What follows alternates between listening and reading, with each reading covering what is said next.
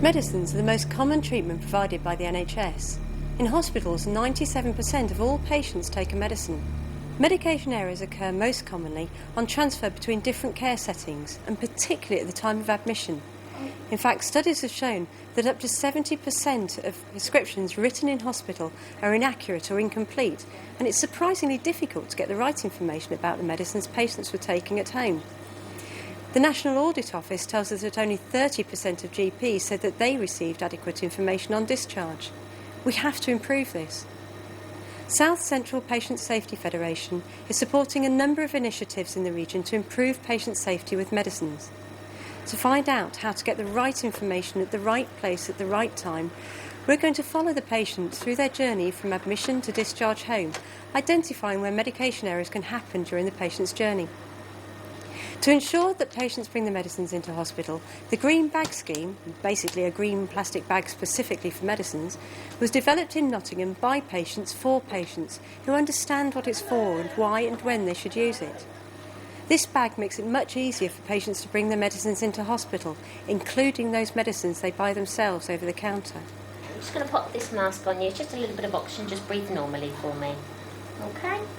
It's planned that all ambulance services within South Central will have supplies so that when an ambulance is called out to a patient's home, they can collect the patient's medicines in the green bag and bring them into the hospital with the patient. Harmonisation of the system with one bag is as important as currently there are so many different bags and different schemes within the region.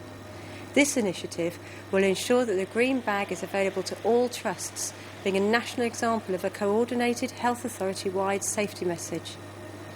For patients coming into hospital in other ways, the green bag needs to be readily available, for example in community pharmacies or GP surgeries. When the patient comes into the emergency department, all of their medicines are brought with them in the ambulance, so the doctor is better able to assess the patient immediately and complete that first stage of the admission process.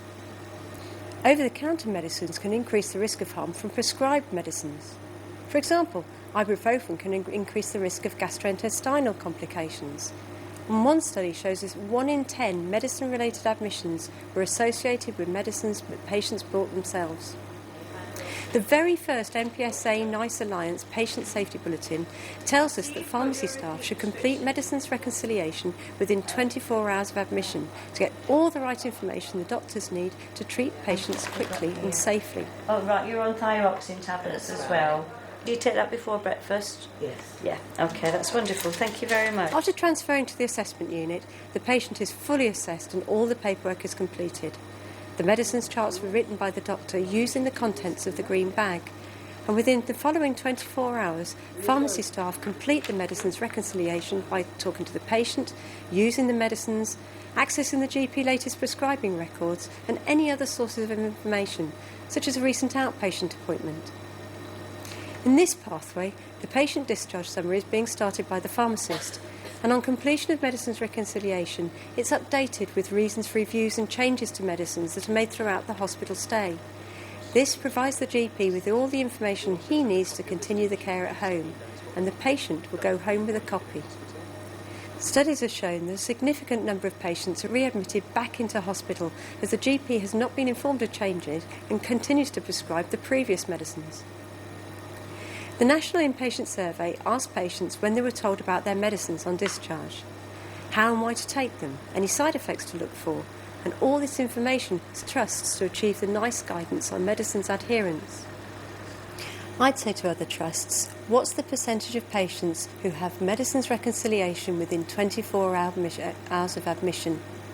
This is a true measure of safety.